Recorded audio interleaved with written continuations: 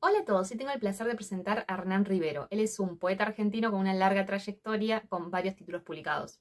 Dentro de sus poemarios vamos a encontrar Desparaíso, Sumergible, Sobras completas, Última luz, sinopsis de Una huella y su último libro que se llama Plagio. Si quieren encontrarlo por Instagram, lo van a buscar con su cuenta Hernán Rivero 27. Vamos a darle la bienvenida a Hernán. Hola Hernán, muchísimas gracias por querer participar de este espacio de entrevistas. Gracias, gracias, gracias.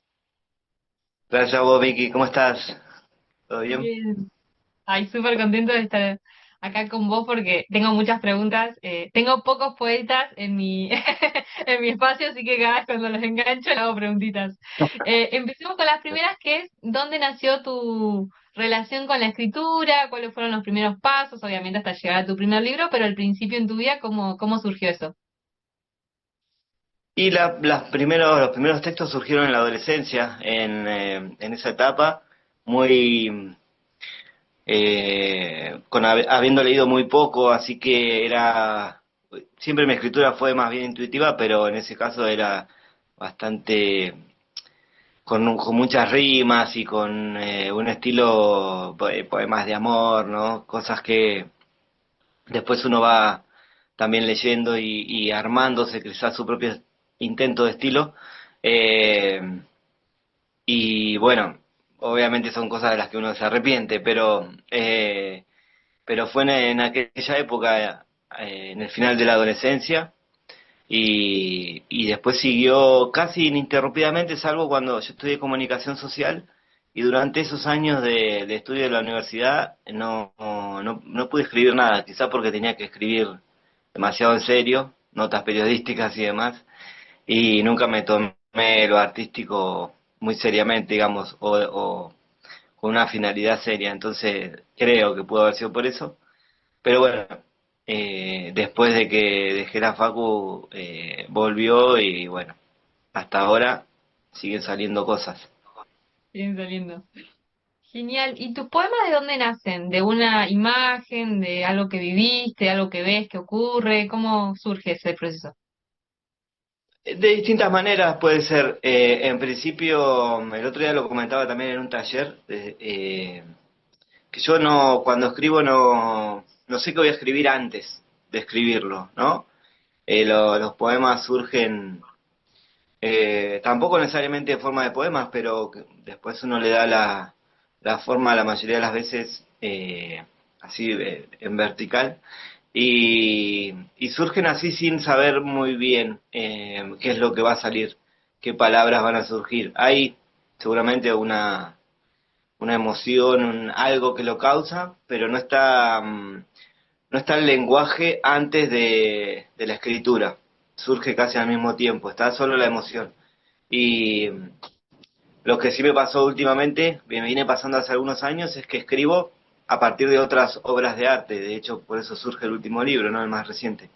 Eh, Al ver una pintura o al escuchar una canción o al ver una peli que me queda reverberando de alguna manera o leer otros textos, ¿no? Libros enteros a veces. Uno, no sé, si uno se toma un ratito como para, después de haber contemplado una otra obra artística, eh, sentir plenamente o dejar plenamente que pase por el cuerpo esa sensación que surge después de apreciar esa obra, bueno, en mi caso, eso se transforma en palabras y se traduce en un texto. Eh, pero bueno, a priori casi nunca tampoco sé qué es lo que va a salir, solo abro la canilla y dejo que salgan las palabras y bueno, y después las voy acomodando. Y si tendrías que darle un consejo a alguien antes de empezar un poema, ¿cuál sería el primero? ¿Qué haces alguito antes de empezar a que todo salga o eso es intuitivo? Yo no suelo hacer nada por esto mismo de que no, de que me sorprende, digamos, ¿no? Me sorprende a mí me sorprenden las ganas de escribir o el impulso, mejor dicho, de la escritura me suele sorprender. A veces me despierto en mitad de la noche y tengo algo dando vueltas y lo escribo, al otro día es una pavada o es algo que tenía que ver con el sueño y que me parecía fantástico en ese estado de semi-inconsciencia, pero después no es gran cosa. Pero bueno, sí es que hay que no es que hay que hacerlo, pero eh, eh, para mí es casi imposible escribir en medio de mucho ruido o de mucha gente hablando. Hay ciertas cuestiones de que uno esté tranquilo, ¿no? Para poder permitir que fluya eso que quiere empezar a salir. Eh, y que también algo que escuché de otros escritores, eh, el famoso miedo a la hoja en blanco, ¿no? Que uno se quiere poner a escribir y de repente se siente que no le sale nada. Bueno, como a mí eso no me pasa, pero sí entiendo pero sí lo he hecho, de ponerme a escribir lo primero que se me ocurre y escribir mucho y que sirvan de eso dos versos, ¿no? O sea, el ejercicio de la escritura también hace que uno, bueno, el siguiente paso, ¿no? O sea, escribir es como caminar, escribir se hace escribiendo, o se escribe escribiendo, sería el resumen, y lo mismo que caminar se hace caminando. Y un paso promueve el siguiente, digamos, o le da impulso al siguiente. Con las palabras pasa más o menos lo mismo. Una palabra o un conjunto de palabras o una idea hace que surja lo que sigue después de eso y además traza el sentido, ¿no? De hacia dónde va esa idea completa y a veces compleja que es un texto. Tal cual. Sí, para mí es completamente igual. Yo siempre digo que empezás a escribir y la primera media hora, 45 minutos, vas como tiki, tiki, pero después cuando ya enganchás y ahí ya está la escena y arrancás y no parás, y lo ideal es que nadie te interrumpa porque tenés que ir a fondo antes que se te escape la idea. Me parece genial. Eh, para tus poemarios, ¿cómo haces más o menos? ¿Tenés muchos poemas y le buscas un hilo conductor o primero buscas el hilo y haces los poemas? ¿Cómo armas toda esa parte? Y en mi caso fue progresivo ese ordenamiento. Yo soy muy caótico para escribir y para juntar los poemas y para casi todo. En el primer libro, que se llama Desparaíso, eran un conjunto de textos, no relatos ni cuentos, textos así que contaban algo más o menos, pero no. Por ahí puede ser una prosa poética el género, pero no estaba definido, y después un conjunto de poemas que cuando el editor me dijo que quería publicar algo mío, ¿no? Tuve esa suerte con el primer libro de que yo no puse un dinero. Eh, Le mandé 116 poemas y terminamos bajando hasta 38. Era medio exagerado lo mío, u optimista quizás, pero en ese bajar también habían ido una cantidad de textos que el editor eligió uno y eso le dio título al libro. Y también me sirvió a mí para ordenar, esta es la pequeña, Ah, hola. para, para ordenar otros libros, porque después él le fue dando digamos, el sentido, no el sentido, sino, bueno, la temática, ¿no? Qué textos agrupar con cuáles. Y en el segundo libro, en Sumergible, también utilicé un texto como apertura. En ninguno de mis libros yo tengo un prólogo, porque de hecho le había pedido un prólogo a Horacio García para el primer libro y el editor dejó un fragmento muy pequeño, con lo cual yo me sentí bastante mal, pero era formaba parte de la colección de la que iba a integrar el libro, esa cuestión de que no tuviera un prólogo o que lo tuviera brevemente en la contratapa. Pero eso me sirvió a mí para después ir a organizar, o sea, ayudarme a que me pueda organizar y hacer eso en los siguientes libros. Y en el último, hay otros tres de por medio, pero en el publicado en 2022, en realidad, en Sinapsis de una huella, eh, hay como una idea en relación a la identidad, en relación a la memoria, en relación a cómo las personas y por una especie de traslación caprichosa, pero que creo que se da en el libro, también las sociedades construyen su memoria, ¿no? Y ahí sí le busqué como un recorrido, digamos, a los textos. Y en el último eso está claramente porque todo el libro está escrito para otras obras de arte o a partir de otras obras de arte, ¿no? Inclusive de personas, para, digamos, para canciones en inglés, en castellano, para libros, para textos sueltos, algún poema suelto, para pinturas, para fotos. Ese ya tiene una temática definida y bueno, de hecho cuando le pedí a Viviana Campetti que hizo la tapa, le conté, una artista plástica de acá de Neuquén, le, me dijo que sí, me dice que cómo es el libro, le conté y me dice, ya tengo esa obra. Tenía una obra que tiene muchos fragmentos de pinturas famosas y era una obra pintada sobre una servilleta. Toda esa conjunción a mí me gustó, de alguna manera me parecía así, eh, Genial. que iba con el contenido. Y sí, y que además asumía una propuesta de juego que tiene porque el libro se llama Plagio, pero los poemas son originales.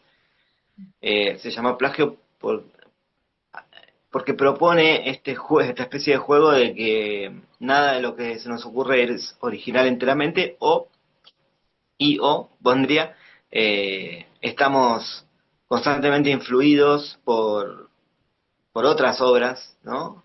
Por otros y otros artistas, bueno, por el mundo, pues se podría decir, pero ampliando, pero en este caso puntual, por otras obras de arte, y tomar eso, no negarlo en principio, pero además tomarlo, también es una propuesta para que después mis propios textos puedan interactuar con otros textos o con otras personas que los tomen y bueno, y construyan también sus textos a partir de alguna palabra que encontraron en este libro.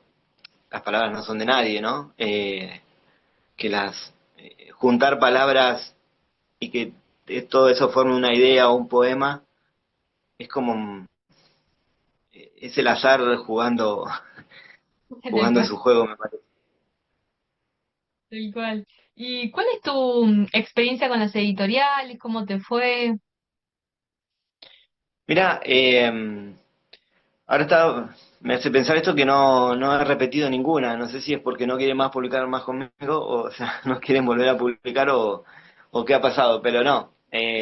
La verdad que los primeros, sí, en general mis libros me han ofrecido publicar, me han propuesto publicar. Ediciones con doble Z, el primero, ediciones del Genpín, que es de Raúl Mancilla, el segundo, Si querés, ¿querés ir ediciones... mostrándolos? Así los vamos viendo y... Sí, este es el primero, Desparaíso, que forma parte de una colección de ediciones con doble Z de libros de poesía con diferentes colores. Yo o sea, creo que esta colección empezó en el 2013 y el libro es del 2014, así que pude elegir el naranja, que me gusta mucho. Después Sumergible, libro, que está publicado con ediciones del Genpín, y que, bueno, Raúl me propuso en un momento publicar y es Raúl Mancilla, es posible decirle que no. Armamos los libros en su casa, yo imprimí las tapas, él imprimió el contenido. No quedaron tan bien pegados, se podría decir, pero es bastante artesanal y además para mí un lujo poder editar con él. Ah, me faltó, bueno, sobras completas de lo que te pasé, que son dos tomos breves, que son como plaquetas, pequeños libros de no más de 30 páginas. Pero Sobras Completas fue una autoedición junto a Denis Sánchez Sipi en el que dijimos, bueno, todos publican sus obras completas. Nosotros vamos a publicarnos lo que nos quedó tirado, los residuos de otros libros. Y así que hicimos las sobras completas. Una autoedición en la que jugamos con las obras de la comida y en la tapa ahí está representado eso. Eh, el contenido es el almuerzo, que es el tomo uno, y la cena, que es, si tomo uno, tomo dos, pareciera más dedicado a la bebida, voy a tomar algo para aclarar la garganta, pero está basado bueno, es también una propuesta de juego de alguna forma. Tal cual. ¿Vos estás Y involucrado de en las tapas también, normalmente? las tapas, bueno, en la primera no porque era parte de la colección, en la Mm. segunda, esta de Sumergible, es una obra de Sergio Cafarena, un pintor de Cipolletti, con el que compartimos un tiempo, un espacio habitacional en el que él daba sus talleres, yo vivía, una casa grande ahí en Cipo, vieja, y bueno, ahí lo conocí, la verdad que es un artista que ha expuesto en un montón de lugares en el país, un grosso para mí. Después, siguiendo con esa línea temporal, después venía Última Luz, que es un libro editado con ediciones de la Grieta de San Martín de los Andes, y la tapa es de Marta Such, una pintora de acá de Neuquén, eh, que bueno, desplegada es una obra, pero no se va a ver mucho ahora porque es un poco eh, roja, pero tiene no tanta claridad, y eh, es una pintura que se llama Ladrilleros de Plotier. Ella lo pintó mirando a los ladrilleros en Plotier cuando cocinan los ladrillos, ¿no? Que después van a ser el sostén de muchas casas y muchos lugares donde la gente vive todas sus experiencias, o por lo menos gran parte del día, en su propia casa. Me pareció significativo además porque el libro tiene una dedicatoria a mi vieja, que ya había muerto en el 2015, el libro es del 2019, a mi mamá, y que me parecía que su luz continuaba titilando de alguna manera, pero además la tapa hace referencia a los trabajadores, y yo creo que la última luz va a ser eh, la clase obrera, por decirlo así de alguna manera, en el mundo. Y después, bueno, viene Sinapsis de una huella, un libro de tamaño chiquito, eh, editado en Córdoba, con una editorial que se llama Por Amor y Rabia, una editorial autogestiva, de las que abundan en el país.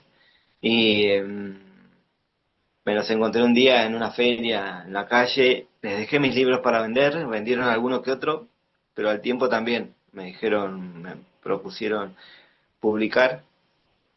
Y bueno, yo estaba viviendo allá en Córdoba. Así que salió este Sinapsis de una huella que habla de esto de cómo las personas y las sociedades construyen o constituyen eh, la trama de su memoria subjetiva. Así empieza un texto breve que está atrás. Y bueno, aunque son todos poemas, hablan un poco en ese sentido. Y el último es Plagio, que te mencionaba antes, que es el libro eh, con poemas hechos para otras obras, editados con Pehuen Ediciones, una editorial de Cinco Saltos que también trabaja de manera autogestiva, eh, este libro no está registrado, digamos, para seguir con este juego, ¿no? De que las palabras no son de uno y bueno, y que se pueden dialogar no solo eh, el poema como está constituido, con un principio y un final y exactamente como es, sino que además puede mutar, puede cambiar, puede ser enriquecido. Hay una escritora de acá de Neuquén que se llama Sofía Allende, que de este libro de Sinapsis de una huella hizo una pequeña publicación en Instagram con una foto de una página intervenida por ella. Había tachado palabras y había escrito otras, y ahí me dio también una idea para un libro, ¿no? Uno puede publicar un libro con una hoja escrita y la siguiente en blanco quizá, para que cada quien reescriba ese poema. Eh, bueno, es también esto no de tomarse, no de no tomarse en serio la literatura a la hora de escribir, pero sí de que esto de que los textos y todo lo que hacemos, me parece, está entrecruzado y entrelazado permanentemente con lo que hacen otras personas, ¿no? Alguna. Y si podrías darle solamente un consejo a un escritor o una escritora que está empezando, ¿cuál sería? Que escriban todo lo que se les ocurre, que no esperen escribir la obra, digamos, o quedar satisfechas con eso que van escribiendo. Que escriban todo lo que aparece en su cabeza, onda la metodología, si se quiere, que usaban los surrealistas, ¿no? De la escritura automática, en la que escribían todo. Es muy difícil poder, bueno, acá está poniendo cómoda la señorita. Está Es bien. muy difícil trasladar, eh, o sea, entre lo que pensamos y lo que podemos trasladar al papel, hay mucho que se pierde, ¿no? Eh, y hay mucho que se pierde cuando también entre que sentimos algo o lo empezamos como a pensar y lo podemos convertir en lenguaje, también ahí hay algo que se pierde. Todo eso que se pierde, yo a veces, ahora más con el celular es más fácil, pero antes cuando iba en el colectivo y se me ocurría algo y tenía que buscar algo para escribirlo antes que se me vaya, me desesperaba un poco, ¿no? No quería que se me olvide. Pero después entendí que todo eso que lo empecé a dejar ir y a sentir que todo eso que entre comillas se perdía, en algún momento volvía. Quizá con otras palabras, quizá haciendo alusión a otras cosas, vos decís, entonces no sería lo mismo. Puede ser que no fuera lo mismo, pero sí confiar en que eso que se nos escapa, eh, se nos escapó porque está dentro nuestro y bueno, en algún momento va a volver a asomarse. Pero eso sí, para quien arranca a escribir todo lo que se les ocurra y en todo caso después tachar, sacar, no, no, no decir a priori esto no me gusta, porque a mí me ha pasado encontrar cuadernos de hace 5 años que me sorprende para bien y para mal, ¿no? Lo que está escrito, digo, me parece algo que no sirve para nada o me parece genial. Y vuelven a pasar otros 5 años y eso se invierte sobre el mismo texto, esa opinión, ¿no? Porque uno mismo va cambiando y, bueno, lo que te gusta un día, a los 2, 3 años no te gusta. Eh, Darse ese permiso también, ¿no? Es decir, puede que, puede que lo que escriba no me gusta. De hecho, uno en general cuando publica después se arrepiente de todo lo que publica. A mí me ha pasado con muchos textos. Sí, ¿para qué puse ese poema ahí? No, no, y también me ha pasado olvidarme que tenía un libro, en un poema en algún libro y volverlo a publicar, volverlo a mandar en el corpus, ¿no? Eh, digamos, no son cosas muy importantes en la vida. Es eso, escucharse y poder, y respetarse, en todo caso, quién uno es en el momento en que está haciendo y saber que antes fue otra persona y mañana también va a ser, después también va a ser otra persona. eh, Así que no ser demasiado críticos con uno mismo. En todo caso, para las críticas siempre está quien te lea, ¿no? Así que, Muy bien. ¿para qué Y si uno tendrías sufrirá antes? que, sí, obvio, si tendrías que romper un mito sobre los escritores y escritoras, ¿cuál sería? Uy, ahí me gusta un poema de César González, ¿no? Que este chico que estuvo preso, bueno, no es tan chico ahora, pero estuvo preso y que cuando salió empezó a escribir y a publicar y a hacer películas. Y tiene un poema en el que, también Fogwill tiene un poema en este sentido, en el que se ríen un poco de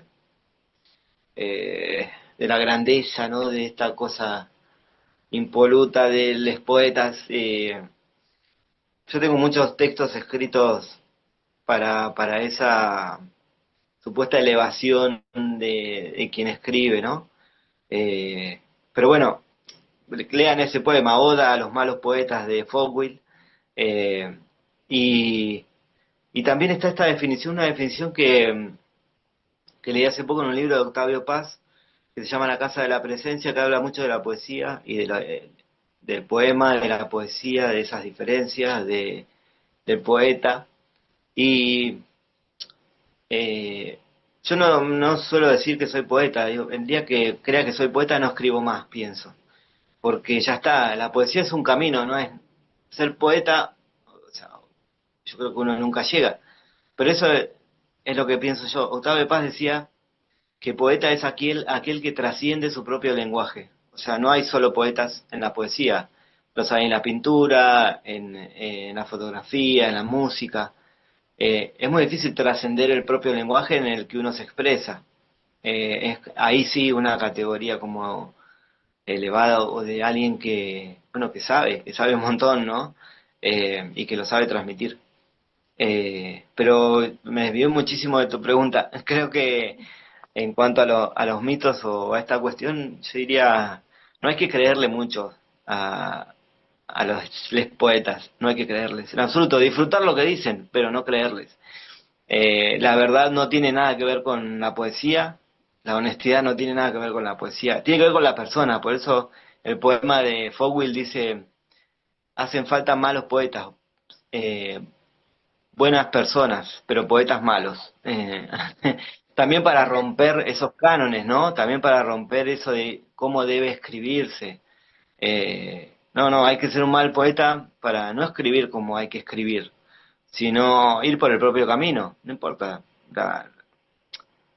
la evaluación o la evaluación, bueno, eso, que la haga otro y que tampoco a uno le importe mucho, ¿no? La cuestión es poder expresarse también y si alguien en acaso se identifica en algún momento con lo que uno escribe o siente eh, algo respecto de eso, bueno, bienvenido será ese momento, ¿no? Pero no tampoco engrandecer tanto, hay tantas cosas en el mundo de las que disfrutar, tantas cosas bellas. La poesía o los poemas son una más dentro de ese mundo. De una. Y te voy a hacer la última pregunta que se la hago a todos, pero medio que ya está media contestada, que es si escribís Ajá. con algún gatito, perrito, algo, pero bueno, ya está ahí. Supongo que escribís con ella. Andan por acá. Sí, cuando escribo casi, cuando escribo en mi casa sí, andan dando vueltas. Y a veces no, pero bueno, a veces estoy en un recital de música y me pongo a escribir. De hecho, el otro día estaba recordando con un músico conocido eso en el Arrimadero en Neuquén, que tocó un dúo y me habían llegado mucho algunas canciones y me puse a escribir y después les mandé los textos. Digo, listo, o sea, no hace falta ni que me cites, ¿no? Y me decía que le iban a poner música, qué sé yo, bueno, no sé qué habrá pasado con esos textos. Tampoco, también está bueno eso, ¿no? De desapegarse, creer que lo que uno hace le pertenece de alguna manera. Mis primeros libros sí tienen los registros de autor y todo, y eso tiene valor, no digo que no. Pero a propósito del último libro de plagio, encontré muchas anécdotas en relación a los plagios y no sé, hay un fragmento de Por una cabeza que, que le copia un fragmentito, serán 10 segundos a una obra de Mozart. Y yo no creo que Gardel haya plagiado a propósito. Creo que en algún momento escuchó a Mozart cuando era más chico, Sí, hace un siglo, íntegra. ¿no? Claro, y de alguna manera lo retransmitió. O hay otras anécdotas, no sé, Spinetta diciendo de Muchacha Ojos de Papel lo copió de una canción, copió su canción de una canción de Miguel Abuelo que se llama Mariposa de Madera. Y vos escuchás las dos canciones y no se parecen, pero él sentía que sí, que se la había robado, que se la había copiado de alguna forma. Así que bueno, es subjetivo por un lado esto, ¿no?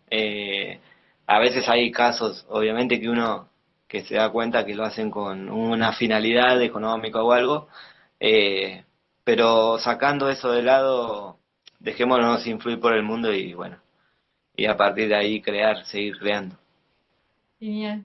Bueno, mil gracias por este tiempo que nos has dedicado con toda tu información, con toda tu trayectoria y nada, y tus consejos que es súper valioso. Así que mil gracias, Hernán, por tu tiempo. Bueno, gracias Vicky, espero que salga lindo y que bueno, ahí nos seguiremos encontrando en estos caminos de la palabra. Gracias, un abrazo. Tal cual. Nos vemos. Chao, chao.